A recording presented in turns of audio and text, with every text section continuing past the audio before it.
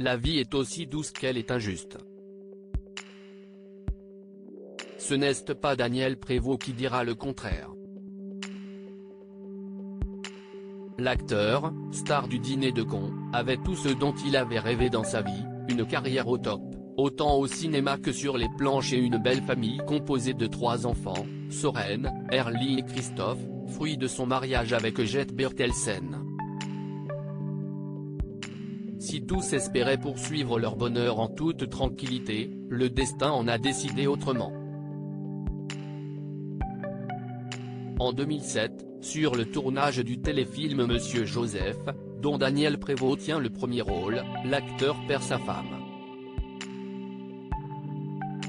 Cette dernière, hébergée dans un hôtel de Lille pour être auprès de son mari, est retrouvée morte dans la baignoire de sa chambre.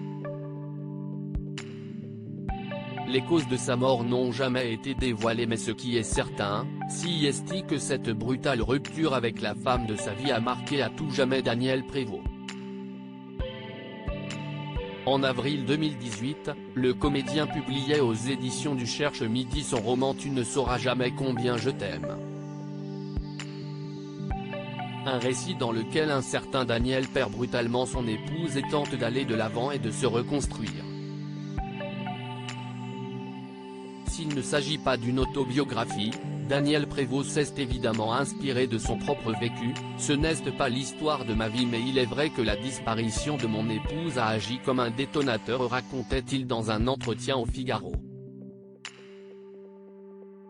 Prendre la plume et raconter cette histoire était une façon de faire son deuil et de reprendre goût à la vie. J'ai eu besoin d'écrire pour me reconstruire parce qu'après un drame, on a besoin de recréer quelque chose.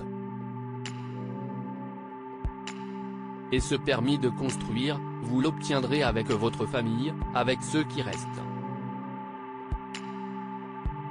Ceux qui restent justement, ce sont ses 3 enfants mais également Françoise, la femme avec qui Daniel Prévost s'est de nouveau autorisé le bonheur.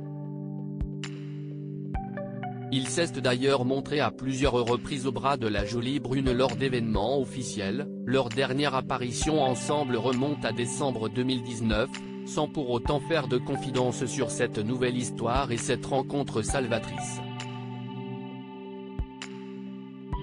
Par superstition, peut-être.